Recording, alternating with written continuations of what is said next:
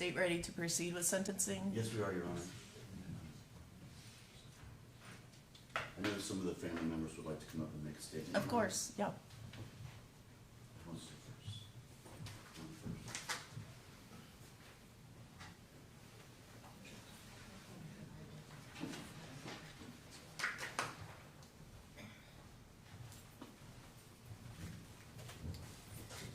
Right here, sir. Keep that right here, that mic right from you. Anyone asking for these witnesses to be sworn? No. All right, if you would, please introduce yourself and tell me what your relation is to the children in the case. My name is Richard Romeo. I'm the uncle. Okay. Sir, did you want to, you know we're here for sentencing, did you want to make a statement to the court as far as what the family feels, how this has affected you all, and what you would like to see happen? Yes. Okay, go ahead. I just want to say good morning. First, I want to address the court and the jury and say thank you for some kind of justice for me and my family. Jay, there's no amount of time that you will be serving to make this right. The trauma that you caused, we will always be affected, not for only for my family, but your family as well. I tossed and turned many nights, thinking, how could someone do something like this to their kids? They do not understand the joy of being a father. I guess I would never comprehend that. Because being a father is the most rewarding thing I ever had to experience. Jay, you will never get the pleasure of hearing, Daddy, I love you. Daddy, Daddy, I need you. And so on and so on. I pray that that eats up at you at every night of your life, for the rest of your life. That you will never hear that again. Jay, you're truly definition of a coward. You took your anger out on your own kids that were very defenseless. You intended to hurt my family without thinking about hurting your family as well. You're not there to comfort your family members. You're not there to do anything to make it right. You left JJ to believe that he has to be my sister protector when you were certainly not. JJ asked me one night, Uncle, why did this have to happen to me? I replied to him, I'm not sure. I know that you're a survivor and you was meant to do great things. He said, why did my sister have to die? I replied to him, because she knew you needed an angel to get through this life. And when things get tough, you will ask your sister, what do I do? And she will help you find the answer. He said, you're right, Uncle Richard, because she helped me this far. Jay, you did not win, though. You lost. Not only your freedom, not only the opportunity to be a part of JJ's healing and his greatness, which he surely will be. You lost the opportunity to have that father-to-father talk, to give guidance, participate in school events, sport events, and witness those teenagers and adults first that most parents treasure. You did not succeed. You did not win. My nephew and my sister will heal and will grow and to continue to be great without you. While Jayla's spirit is shining down on us and we are proudly honoring her memories, you did not win, you loser. I hope that he gets the max sentencing that he could possibly get. And loving memories of my niece, Jayla. All right, thank you. All right, does anyone else have anything they'd like to address the court with? And the sentencing is for the purpose of the court determining how this loss has affected you and your family. The sentencing is not a time for name calling and a tax on the defendant. So if that's what you're gonna do, when you're gonna come up, you need to reevaluate that. All right?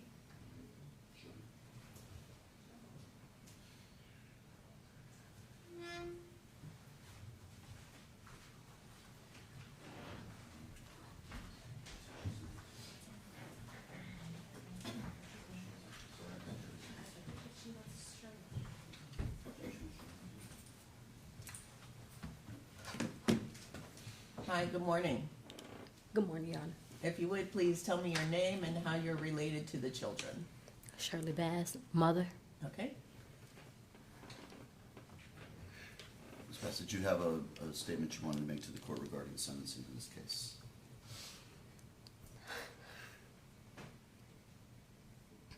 Excuse me. I just want to say thank you and Do you need some water? no, I'm fine. Thank you. All right. Yeah. Let us know if you do.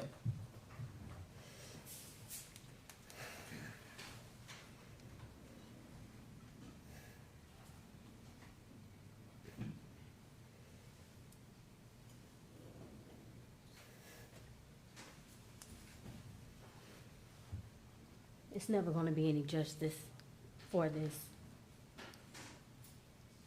but I pray that we can all move forward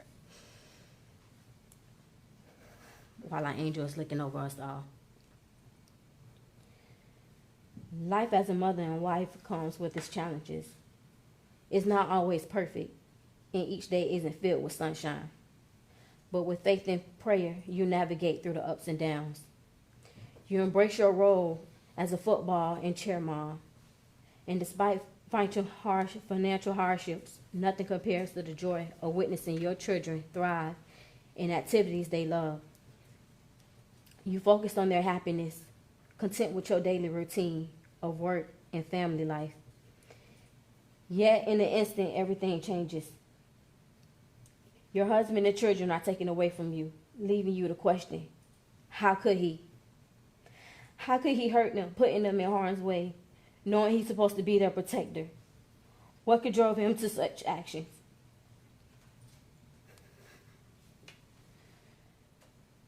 No longer is it about why, but how. How could a person choose to harm their own child? A little girl who just begun to experience the world,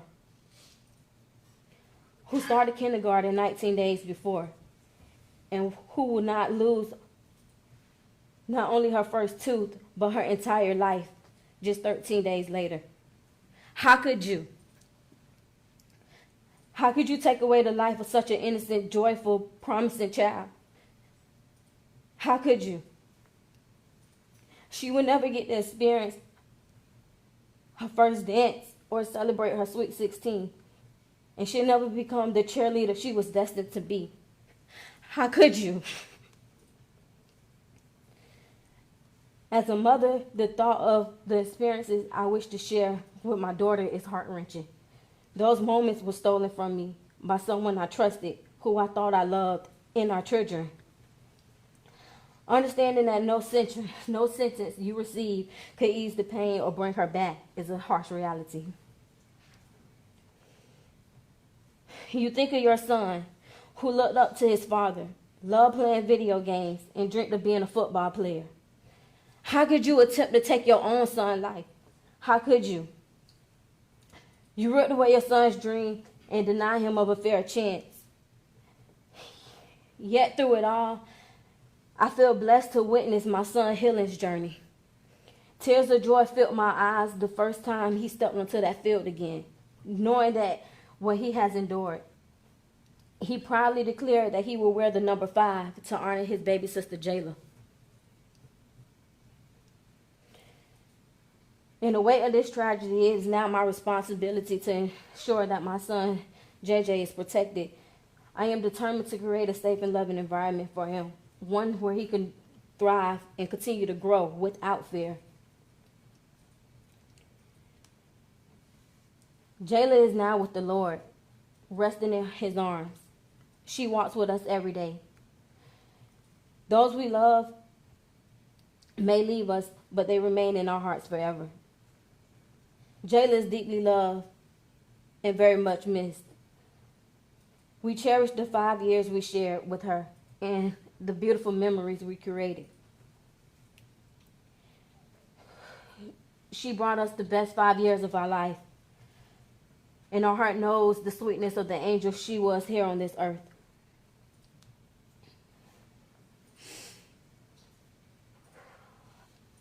I hope that you live your best life, experience the pain, knowing what you took from this world. A bright, loving cheerleader, an awesome daughter, cousin, niece, granddaughter, and an amazing sister. How could you make the choice to end her life?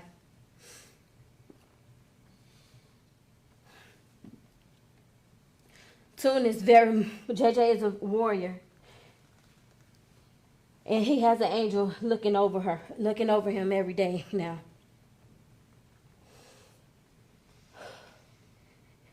It's Double J forever, and Mommy loves them both.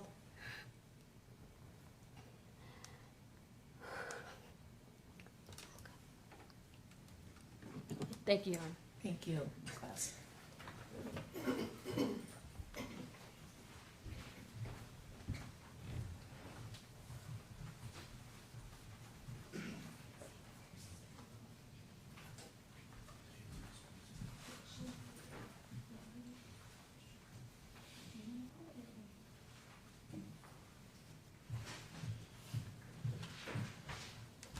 We also have a statement, Judge, provided by Shirley's sister, Marlene. All right. I stand before you today with a heavy heart, with grief and a soul shattered by the loss of my beloved niece, Jayla. At just 5 years old, her life was taken far too soon by the very person who was meant to protect her, her father. The pain of her absence is a wound that will never fully heal. I miss her laughter, the times she would call and say, "Auntie Lean, are you taking us to get ice cream?" Those simple moments were filled with joy and love. I cherish the 5 precious years we shared, and I often find myself longing for just one more hug, one more smile, one more day with her. Jayla was just beginning to break out of her shy shell. She had recently started cheerleading, a passion that brought her so much excitement and happiness. It breaks my heart to know that she will never get to experience the joys of growing up, the milestones that every child deserves to reach. Her beautiful spirit, her laughter, and her innocence were taken away from us, leaving a void that will never be filled. I want the world to know that she was loved deeply, and that her laugh, though short, had a profound impact on all of us who were fortunate enough to know her.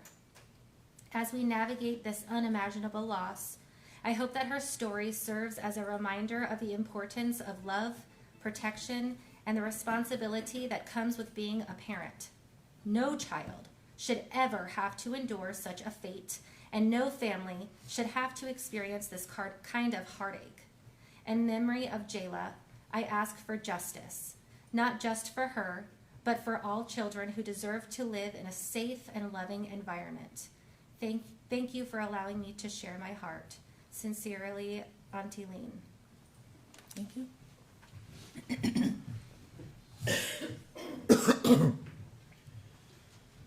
Judge, that's all, Your Honor. So it's the state's position, obviously, in count one, there's no choice but to give him life in prison. We would ask that he receive the maximum on all 3 charges on such a heinous crime, taking away the life of his own daughter, attempting to take the life away of his son. It was a horrible act, one of the worst, and we are asking Judge that he get the maximum, which is life in prison on all 4 counts. All right. And did you do a guideline score sheet on those 3 counts? We did, Judge, and I believe it's been submitted to you via email. Oh, okay. Thank you. Did you send it to me or to the division? I sent it to you. I can also forward it to the division if you need. From you? Yes, ma'am.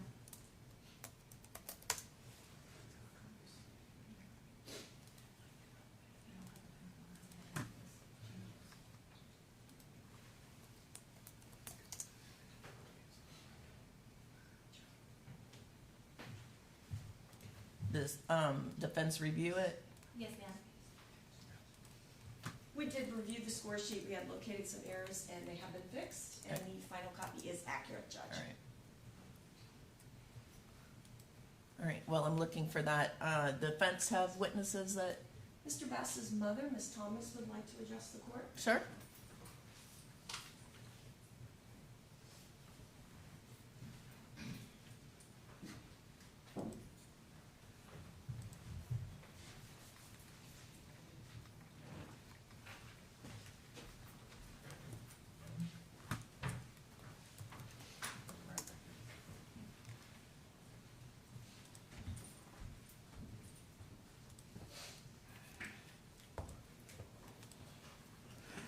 Good morning. Good morning. Could you state and spell your name for the court reporter, please? LaQuanza Thomas, Laquanza, Thomas, Thomas. What is your relationship to Mr. Bass? That's my son. Okay. And Judge Ward, what would you like to tell her this morning?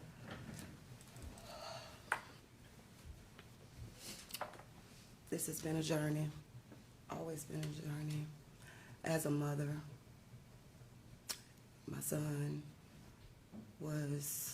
had him April 27, 1992. And a joy that it was as a young mother, raising him. And he was always a good student, smart, intelligent. He still is. Is he an only child? He have twin brothers, and everybody educated, everybody graduated. No one's have no charges in no schools or none of that. This is the first one. Everybody's always work. My son been working that since the age of 15 with his grandmother. Then got on his own. He always been, when he met her at the age when she was 17, he always was a provider, a protector, and a pleaser, because he was the one who was always working. And he always made sure he provided for his family. And he always made sure that no matter what, they was good, even before I was good. He went back because he wanted to be a husband, and he wanted to be able to take care of his kids. But sometimes you have to learn to separate yourself, love yourself more. Because sometimes you will be on a journey and that you can't see because you're not used to it, because it's your first love. You didn't have all those experience. And as a mother, I couldn't give you of who you was gonna love and end up with, and what the journey you would have had to go on.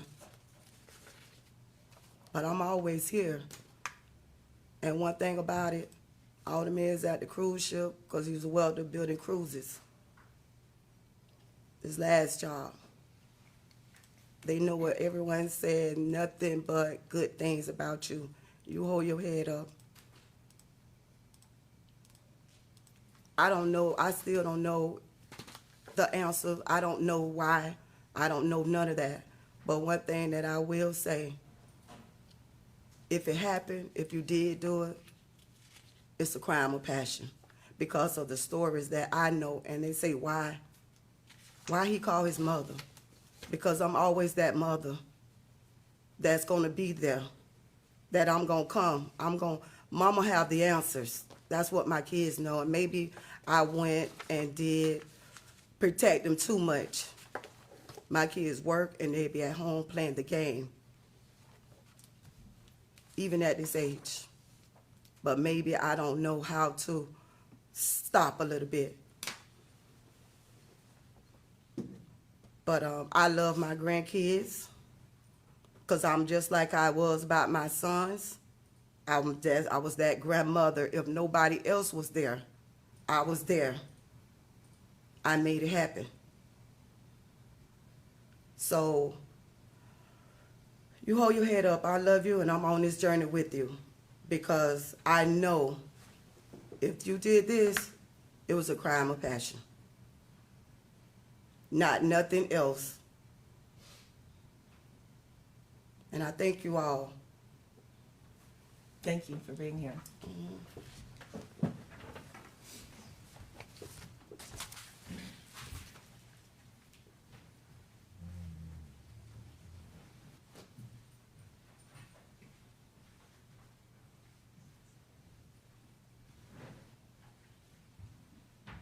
Anything else? Nothing else on behalf of the defense in terms of witnesses. Mr. Bass is not going to make a statement here this morning. Mr. Bass does not want to be heard. No, Your Honor. Is that correct? I want to make a statement. Do you need a second with them? Oh, I'm sorry. Yes, I do. All right.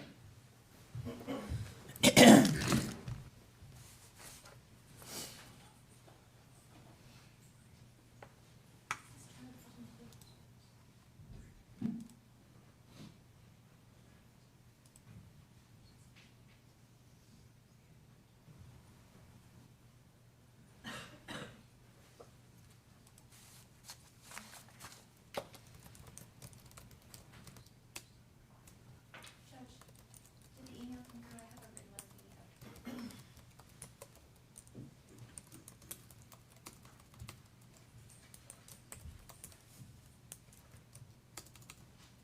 Thank you for the time. Mr. Bass is going to make a brief statement. All right. Your Honor, growing up for me as a child, it's been tough.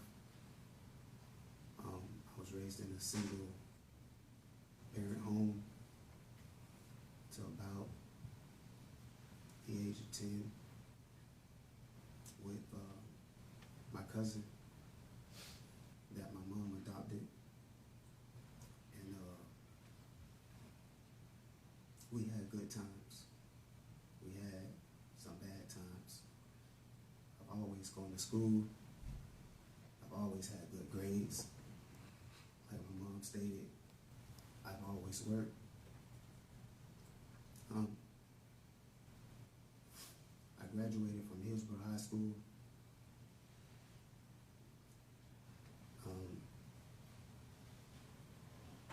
I'm a good person. I've worked. I've always provided for my family. I've always been a good spirit, a good cheer.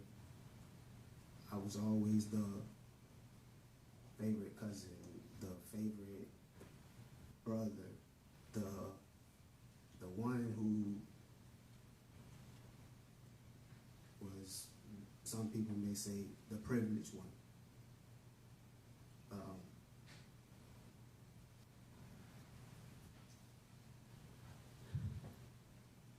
I made sure that my family had the best. I always strive for the best. I moved my family out of Tampa to the Gibson area, a 2-story home, to provide for them, to make sure we had the best life in a nice subdivision. All those things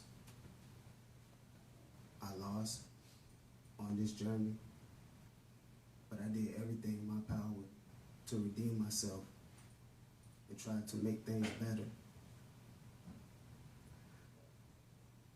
I love my son.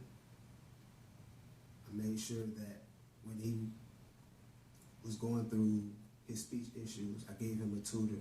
I made sure I put him on that football field. I made sure that no matter the cost for the elite cheerleading, I made sure that my daughter was able to go, no matter what was the circumstances or hardships that my family had to face. I made sure to try to come up with some type of resolution to get them to find a way out for them so they can have a nice life as a father and as a husband with my wife. Since we were like high school sweethearts, and we've been together, and she will always be my one heart, one love, one mind. regardless of the circumstances, on how anyone feels or what they may accuse me of, I know the outcome. I just want to say, out of hardship comes relief, and I hope that my family and her family, they find some type of peace. And I know that it may be difficult because the accident, but I hope that God guides them and give them strength as the same strength that He's given me, and the courage and the protection from all evil. And also, I know that God has a plan for everything, and I know He works in mysterious ways. But in the end, I know God will always watch over me. La ilaha illallah. I got nothing else to say, Your Honor. And the accident that you're referring to is the death of your children in that statement? That's what you're referring to as the accident? Yes.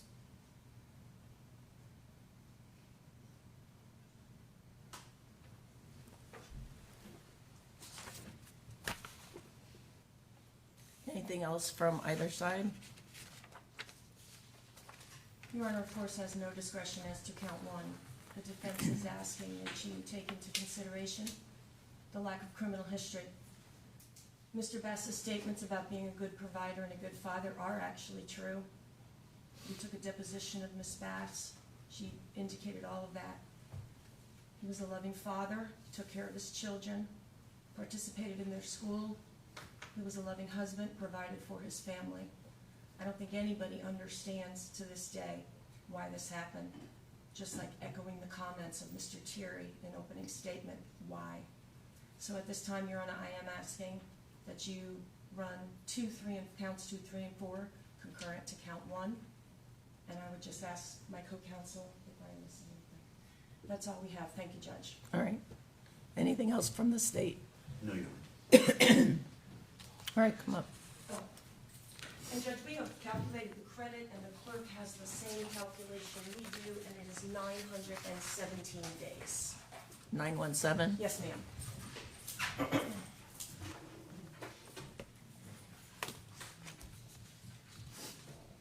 State requesting cost of prosecution, Yes, Your Honor. and any objection from the defense? No, Your Honor. All right.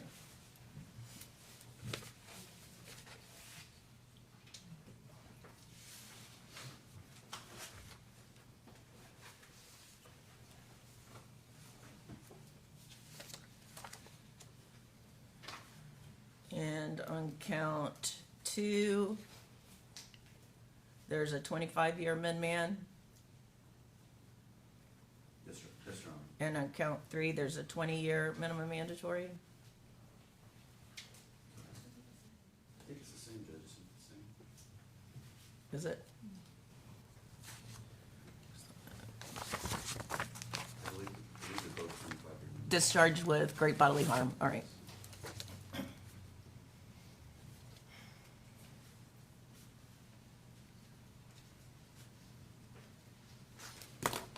All right, based on the jury's verdict, Mr. Bass, on counts 1, 2, 3, and 4, you're adjudicated guilty, sentenced to life in Florida State Prison.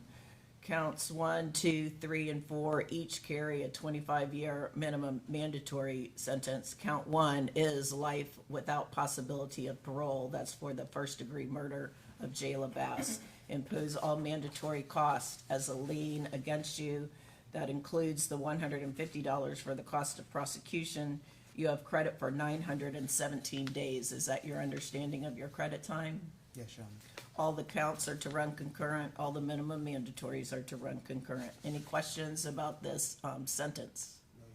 You have 30 days to appeal the verdict of the jury and the judgment of the court. If you cannot afford the services of an attorney for the purposes of appeal, one will be appointed for you. I know the Office of the Public Defender will perfect the appellate paperwork before they withdraw from representation. And Judge, may we send you an order today appointing us? Yes. Thank you, Judge. All right.